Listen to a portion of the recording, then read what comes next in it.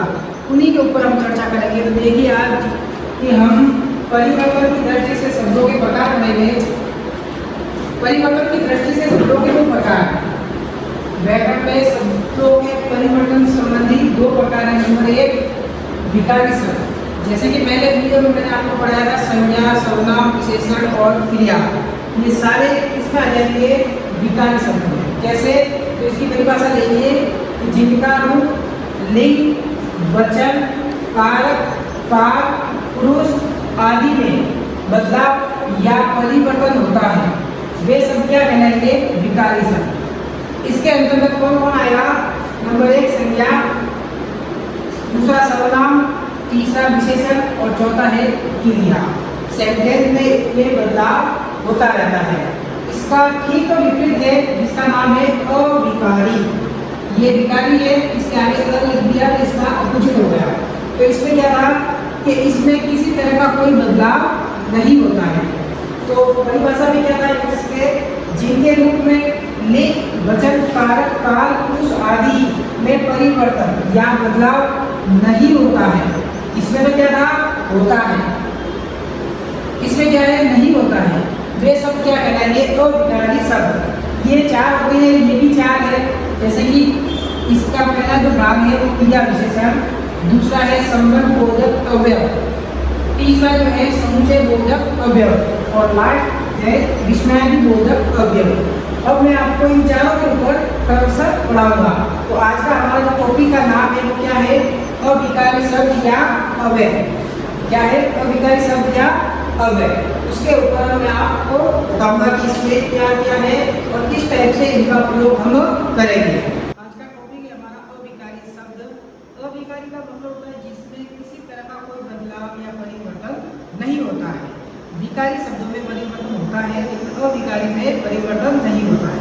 उससे पहले हमने विकारी शब्दों में पहले पढ़ा था संज्ञा, उसके बाद पढ़ा था सर्वनाम, फिर विशेषण पढ़ा था और लास्ट में हमने पढ़ा था क्रिया। विकारी में भी 4 भेद है, संज्ञा, सर्वनाम, विशेषण और क्रिया। अविकारी में जो पहला हम पढ़ रहे हैं वो है क्रिया विशेषण। अर्थात क्रिया के बारे में हमने पढ़ेगा, विशेषण के बारे में भी पढ़ा था। अब इन दोनों को मिलाकर आज पढ़ेंगे क्रिया विशेषण। अर्थात अविकारी या अवयव शब्द का जो पहला भेद है उसका नाम क्या है? क्रिया विशेषण। तो मैं आपको पहले ये समझा देता हूँ कि अविकारी या अवयव कहते किसको? जनरली देखो आपको ये बात याद ही होगा कि जैसे कि ये पीछे लिखा हुआ वे और आगे लिखा हुआ अ। मैंने नेक्स्ट पहले वीडियो में बताया था कि अ का मतलब होता है नहीं। तो जैसे कि लिखा है इसका शाब्दिक अर्थ क्या हुआ? जो वे न हो, यानी कि जिसको हम खर्च नहीं कर सकते हैं उसको क्या बोलेंगे? अवय। फिर अविकारी या अवयव का अर्थ क्या है?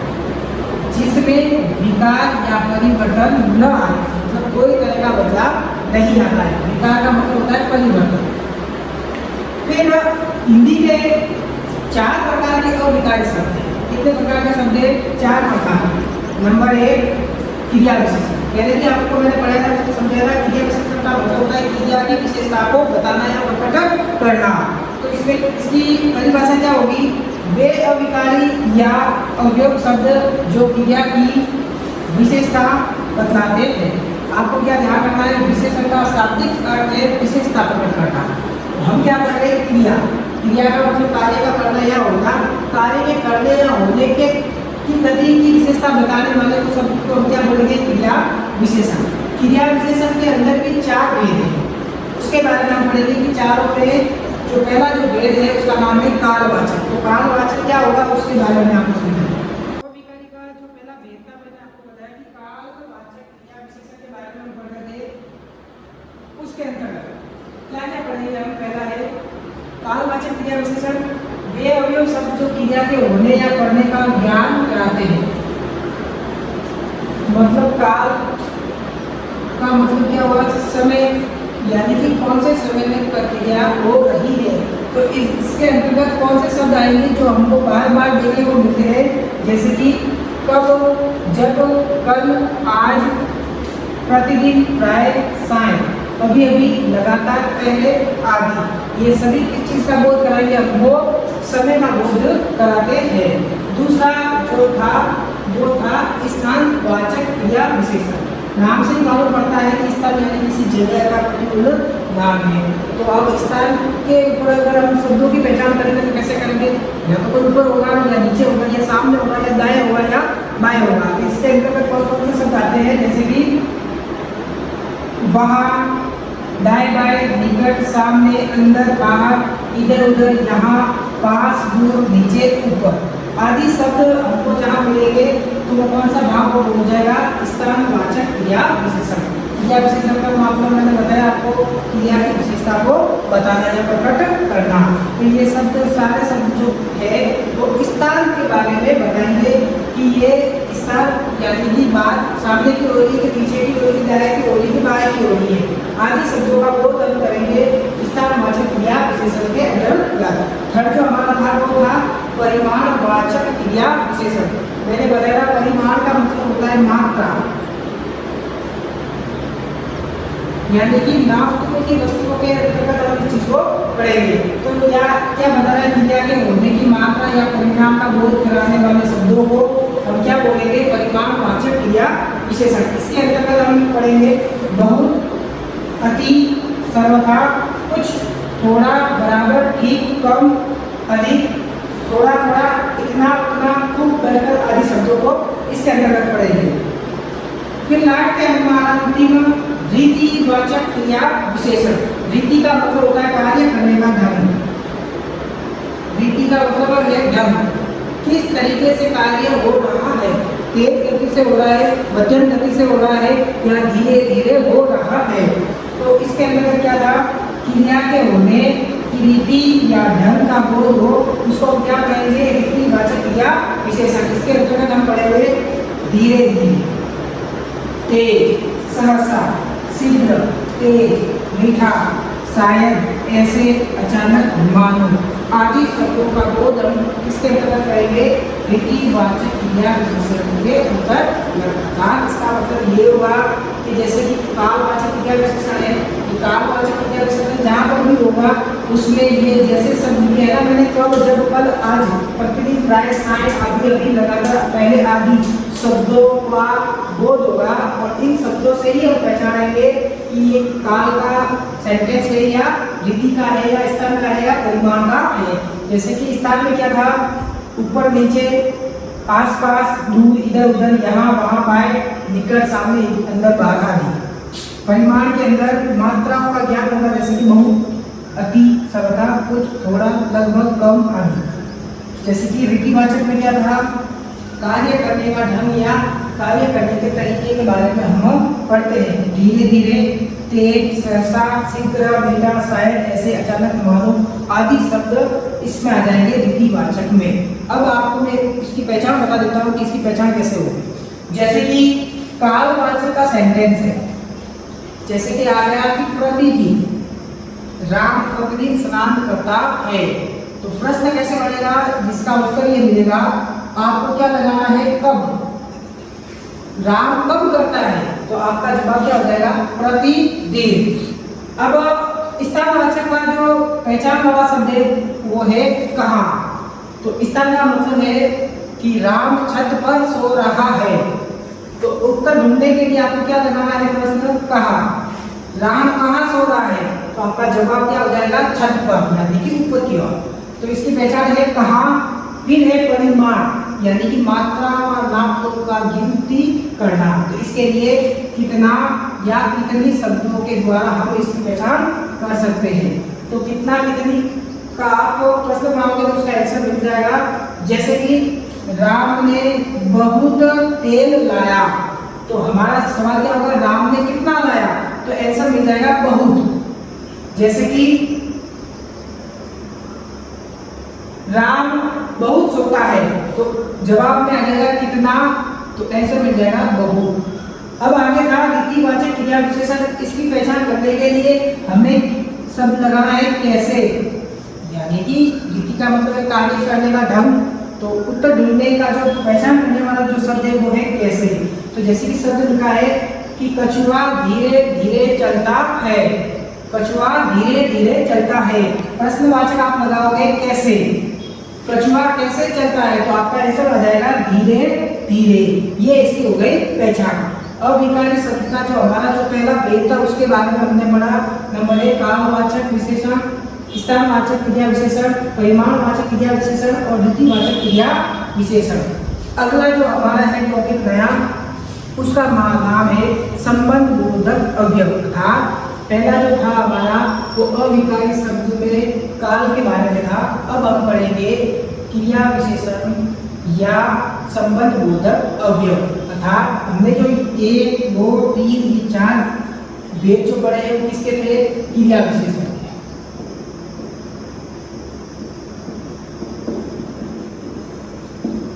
ये जो भेद थे हमारे किसके थे, क्रिया विशेषण के। क्रिया की विशेषता को बताना, अर्थात काल से भी बताई जाती है, स्थान से भी बताई जाती है, परिमाण से भी बताई जाती है और रीति से भी बताई जाती है। नेक्स्ट हमारा जो टॉपिक है वो है संबंध बोधक अवयव। नाम से ही मालूम पड़ता है कि संबंध यानी एक शब्द को दूसरे शब्द के साथ में जोड़ना। तो उसके बारे में आपको समझाऊंगा। अविकारी शब्द का हमारा जो सेकंड जो भेद था वो था, उसका नाम है संबंध बोधक अवयव। पहला हमारा जो था क्रिया विशेषण के बारे में हमने पढ़ा था। अब पढ़ा हमने आपको संबंध बोधक अवयव। अब संबंध का मतलब है रिश्ता जोड़ना या किसी के साथ में संबंध स्थापित करना। तो इसके अंतर्गत हम पढ़ेंगे वे अविकारी शब्द जो संज्ञा या सर्वनाम के साथ जुड़कर उनका संबंध, ध्यान रखना, उनका संबंध वाक्य में प्रयुक्त अन्य शब्दों से बताते हैं, उन्हें क्या कहते हैं, संबंध बोधक अवयव। वापस सुनिए, वे अविकारी शब्द जो संज्ञा या सर्वनाम के साथ जुड़कर उनका संबंध वाक्य में प्रयुक्त अन्य शब्दों के साथ बताते हैं, उसको हम कहते हैं संबंध बोधक अवयव। अब ध्यान देने वाली बात यह है, संज्ञा में क्या आएगा, कोई भी नाम। सर्वनाम किसे कहेंगे, संज्ञा के स्थान पर प्रयुक्त होने वाले शब्द, अर्थात वह यह वो शब्द। ये शब्द जहाँ आएंगे इनके साथ में जुड़कर नया संबंध बनाएगा, उसको हम बोलेंगे संबंध बोधक अवयव। अब जैसे मैंने एक सेंटेंस लिखा है, राम चांद की ओर देख रहा है। राम चांद की ओर देख रहा है। तो राम क्या है, संज्ञा, चांद भी क्या है, संज्ञा क्योंकि नाम है, देखना क्रिया है। अब जो ये की और लिखा हुआ है, की और, ये क्या कर रहे हैं, चांद को राम से जोड़ रहे हैं। इसको राम को चांद की ओर जोड़ रहे हैं, अर्थात ये हमारा की और क्या हो गया, संबंध बोधक अवयव।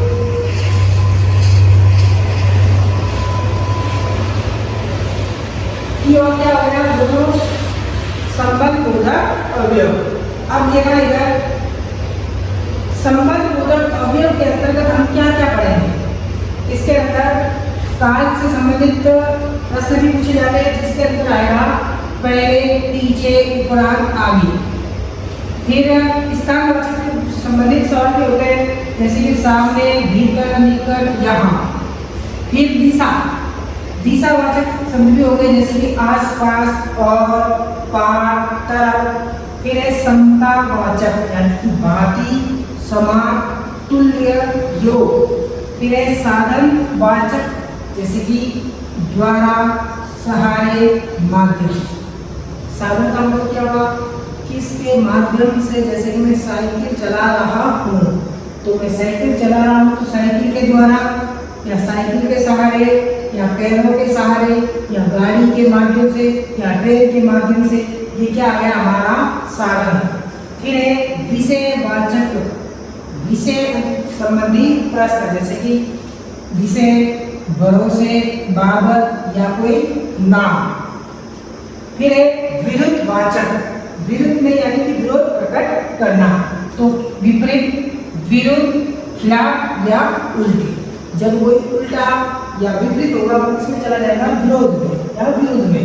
फिर 8वां जो हमारा था संवाचक, तो इसके अंदर तो आएगा साथ, संग, सहचर, अर्थात ये 10 जो भेद है किसके हैं, संबंध बोधक अवयव के अंदर इन टाइप से प्रश्न पूछा जाता है। फिर 9 हमारा था हेतुवाचक। हेतु का मतलब होता है कोई ऐसी बात जो कि शर्त से जुड़ी हो, तो इसके अंतर्गत क्या आएगा, सिवा, लिए, कारण, वास्ते आदि। फिर है तुलनावाचक, यानी किसी से तुलना करना, तो तुलना में कौन सा शब्द आएगा, अपेक्षा, आगे या सामने। राम सोहन की अपेक्षा करने में होशियार है, तो मैंने क्या की है, तुलना राम की सोहन के साथ में। आगे जो हमारा जो भेद है उसका नाम है समुच्चयवाचक अवयव या समुच्चय बोधक। अब है हमारा समुच्चय बोधक अवयव। इसके अंतर्गत हम पढ़ेंगे दो शब्दों, वाक्यांशों या वाक्यों को परस्पर मिलाने या जोड़ने वाले अवयव शब्द। जोड़ने के काम करने वाले शब्दों को हम क्या बोलेंगे, समुच्चय बोधक। जोड़ने वाले जो शब्द होते हैं उनका एक दूसरा नाम भी है जिसका नाम है योजक शब्द। ये भी दो शब्दों को आपस में जोड़ते हैं, जैसे कि लिखते हैं अपन सुख दुख, बीच में ये डैश लगाया तो इसका मतलब ये दोनों को आपस में जोड़ रहे हैं। जैसे कि माता और पिता, ये बीच में डैश है, इसका मतलब ये कौन सा है अवयव, समुच्चय बोधक अवयव। माता को किसके साथ जोड़ रहा है, पिता के साथ में, या पिता को किसके साथ जोड़ रहा है, माता के साथ में। समुच्चय बोधक अवयव के भी दो प्रकार हैं। नंबर 1 संयोजक, पहला है संयोजक। इसके अंतर्गत क्या पढ़ेंगे हम, वे अवयव शब्द जो दो शब्दों, वाक्यांशों या वाक्यों को जोड़ते हैं, जैसे और, तथा, एवं, तो, फिर, यथा, यदि, पुनः, इसलिए, की, मानो आदि शब्द दो शब्दों को या दो वाक्यांशों को आपस में जोड़ने का कार्य करते हैं। इनको हम क्या कहेंगे, संयोजक शब्द। थर्ड जो है हमारा विभाजक। विभाजक का मतलब होता है अलग करना, बांटना या तोड़ना। तो इसके अंदर पढ़ेंगे हम वे अवयव शब्द जो दो शब्दों, वाक्यों में विभाजन कराते हैं, उनको हम बोलेंगे विभाजक वाचक अवयव। जैसे कि किंतु, परंतु, पर, वरना, बल्कि, अपितु, क्योंकि, या, चाहे, ताकि, अन्यथा। ये सारे शब्द हमको क्या करते हैं, विभाजन का बोध कराते हैं, यानी विभाजन का मतलब हुआ बंटवारा करते हैं, एक दूसरे से अलग करने का कार्य करते हैं, जो उसका नाम क्या है, विभाजक वाचक समुच्चय बोधक अवयव। थर्ड ये था हमारा समुच्चय वाचक। फोर्थ है हमारा विस्मयादि बोधक अवयव। विस्मयादि का मतलब होता है आश्चर्य प्रकट करना या खेद प्रकट करना, उसके बारे में पढ़ेंगे हम। शब्दों में हमारा लास्ट का टॉपिक है विस्मयादि बोधक अवयव। चार भेद थे विकारी अवयव के या विकारी शब्द के। नंबर 1 मैंने पढ़ाया क्रिया विशेषण, नंबर 2 संबंध बोधक अवयव, नंबर 3 समुच्चय बोधक अवयव और नंबर 4 विस्मयादि बोधक अवयव। इसके बारे में हम पढ़ेंगे और इसकी परिभाषा क्या है कि जो शब्द आश्चर्य, विस्मय, शोक, घृणा, प्रशंसा, भय, प्रसन्नता आदि भावों का बोध कराते हैं, उन शब्दों को क्या बोलते हैं, विस्मयादि बोधक अवयव। इसके अंतर्गत हम पढ़ेंगे जैसे क्रोध को प्रकट करना है तो हम वाक्य को कैसे करेंगे, अबे, डर, चुप। अगर हर्ष यानी प्रसन्नता व्यक्त करनी है तो हम वाक्य को कैसे शुरू करेंगे, वाह, शाबाश, धन्य, वाह। या शोक दुख प्रकट करने के लिए हम कैसे शब्द का उच्चारण करेंगे, आहा, हाय, राम, राम राम, बाप रे बाप। अर्थात शब्दों से क्या प्रकट हो जाएगा, हमारा दुख प्रकट हो रहा है। सावधानी सूचक शब्दों में सावधान, होशियार, खबरदार, जिससे शब्दों को देखकर हमें ये मालूम पड़ेगा कि सावधानी में क्या हुआ, किसी को सचेत करना, ऐसा अर्थात सावधान यानी किसी को सचेत करना, होशियार या खबरदार। फिर का घृणा सूचक जैसे कि छी छी, मतलब कोई ऐसा काम जिससे कि हमको बुरा लगे तो वो किसकी श्रेणी में आ जाएगा, घृणा की श्रेणी में। दिक, थू थू, तक, ये सब क्या है, घृणा के घटक है। फिर है विस्मय बोधक। अरे, क्या, सच, उप, ए आदि शब्द किसमें आएंगे? विस्मय बोधक में। फिर 7 है हमारा अनुमोदन बोधक, जैसे कि ठीक, हाँ, अच्छा, मतलब हाँ में हाँ भरना। फिर है स्वीकृति बोधक, यानी कि स्वीकृति देना, जैसे कि जी हाँ, अच्छा, जरूर, हाँ आदि शब्द किसमें चले जाएंगे? स्वीकृति बोधक में। फिर आगे नेक्स्ट है हमारा अभिवादन सूचक। अभिवादन में क्या आएगा? किसी का अभिवादन करते तो नमस्ते, राम राम, जय राम जी की आदि शब्द किसमें आते हैं? अभिवादन में। फिर लास्ट है हमारा संबोधन सूचक, जैसे कि हम किसी को संबोधित करते हैं तो क्या कहेंगे?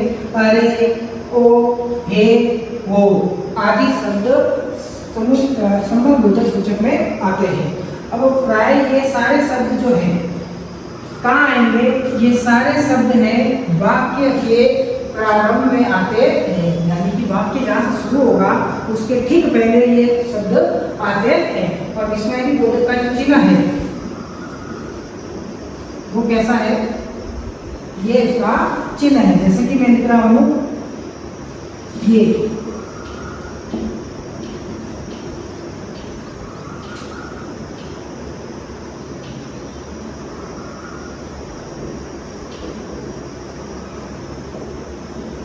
मैंने लिखा छी छी ये क्या किया, अर्थात छी छी किसमें आ रहा है? घृणा में, मतलब ऐसा कार्य किया है जो कि मुझे बुरा लगा है, इसलिए मैंने सेंटेंस बनाया है कि छी छी ये क्या किया। तो देखो ये जो विस्मय बोधक का चिन्ह है वहाँ होगा शब्द के प्रारंभ में ही लग रहा है, यानी कि शब्द शुरू हुआ उसके ठीक पहले लग रहा है। तो आज का जो हमारा टॉपिक था अविकारी शब्द, उसके 4 भेद थे, चारों भेदों को मैंने आपको समझाया है। उससे पहले हमने जो पढ़ा था विकारी शब्द, विकारी शब्दों के अंदर हमने पढ़ा था संज्ञा, सर्वनाम, विशेषण और क्रिया। अविकारी के अंदर हमने पहला पढ़ा था क्रिया विशेषण, दूसरा पढ़ा संबंध बोधक, तीसरा पढ़ा समुच्चय बोधक और चौथा और अंतिम था विस्मयादि बोधक। तो आज का हमारा चैप्टर यही खत्म होता है।